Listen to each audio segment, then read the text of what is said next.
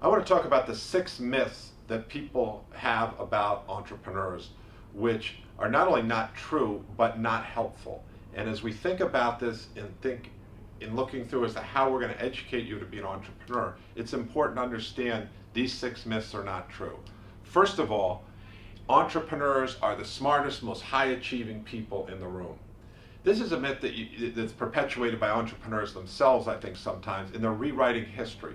Most of the entrepreneurs I know are not the valedictorians of their class. In fact, it's very rare they are. Entrepreneurs are not looking to please other people. They are, in fact, trying to figure out what they really think they have passion about, and then they kind of reject everything else. So they're more likely to get A plus in one class and not go to the other classes. In fact, they often even, that's one of the reasons why they often drop out of school. They don't see the relevance of it. Now, I am not encouraging you to drop out of school, but I am saying that you can see this pattern where people get very excited about one thing, focus on that, and then don't do some of the other things that they should do. So the first myth is smartest and high achieving people in the room.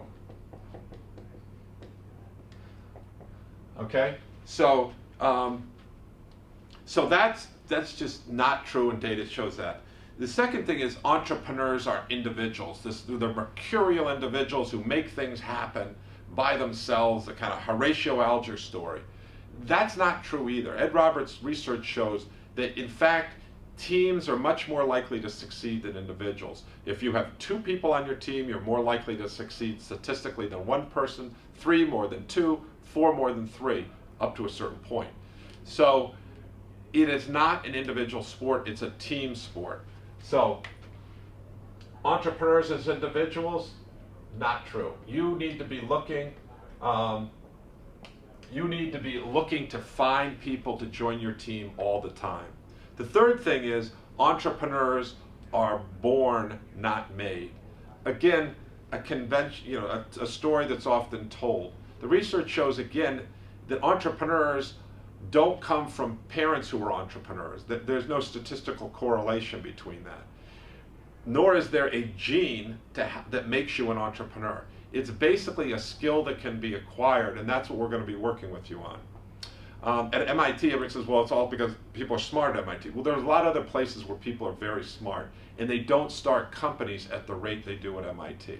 So entrepreneurs being born, not made,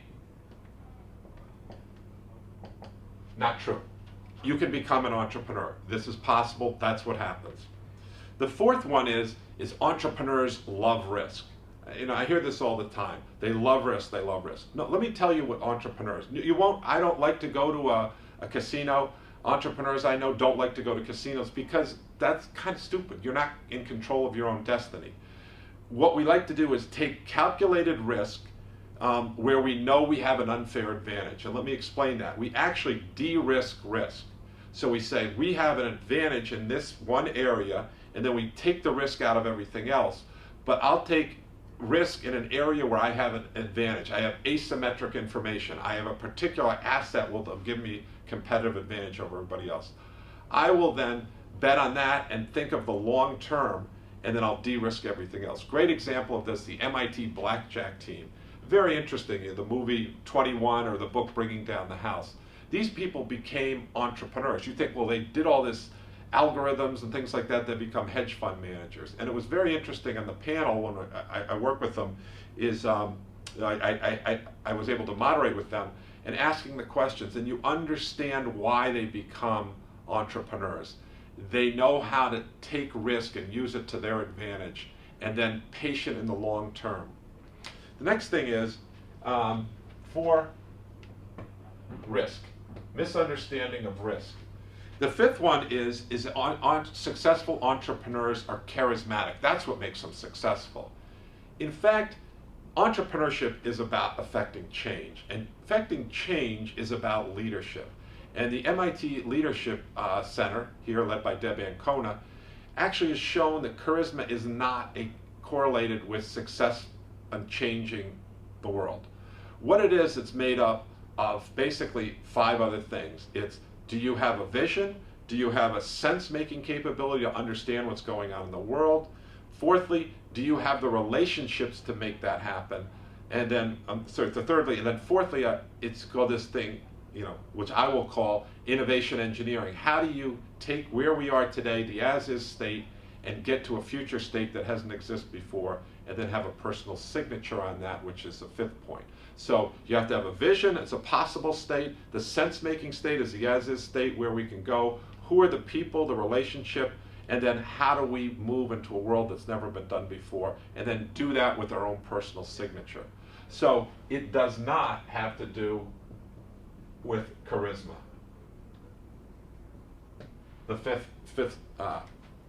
fifth myth. The sixth myth, I would say, is that entrepreneurs are undisciplined. And this, in fact, is why I called my book Disciplined Entrepreneurship. Because as I said that, some people would say, disciplined entrepreneurs? No, entrepreneurs are undisciplined. That's an oxymoron. Nothing could be further from the truth. It is essential to be disciplined when you're an entrepreneur, because you are, as my colleague Howard Anderson say, you are the attacker going up against the defender. As the attacker, you don't have a lot of resources, you don't have a lot of time, you don't have cash flow. All that belongs to the defender. You just have this small thing called passion. And how do you execute against this bigger foe requires an extraordinary amount of discipline. So we at the center say, to be a great entrepreneur, you have to have the spirit of a pirate, which means we're trying to do something new, we're creatively irreverent, we're thinking of new ideas, how do we innovate? But you also, while you have the spirit of a pirate, you have to have the execution skills of a Navy SEAL Team 6. So all the entrepreneurs you see, if you think they're not disciplined, look closely and you'll see they actually are very, very self-disciplined. So these 6 myths, that you have to be the smartest, high-achieving person in the room, not true. You have to be passionate. They're individuals, not true. You're a team, and you have to get people to work with you. 3, born, not made, not true either. You can become an entrepreneur. We teach it, we see it happening all the day. It's not just in the classroom, it's outside of it. Risk, how do you de-risk risk, and how do you think about that in the long term and use it to your advantage? 5th, charismatic, not true. There's a whole kind of skill set that you can learn to affect change. And 6th, discipline.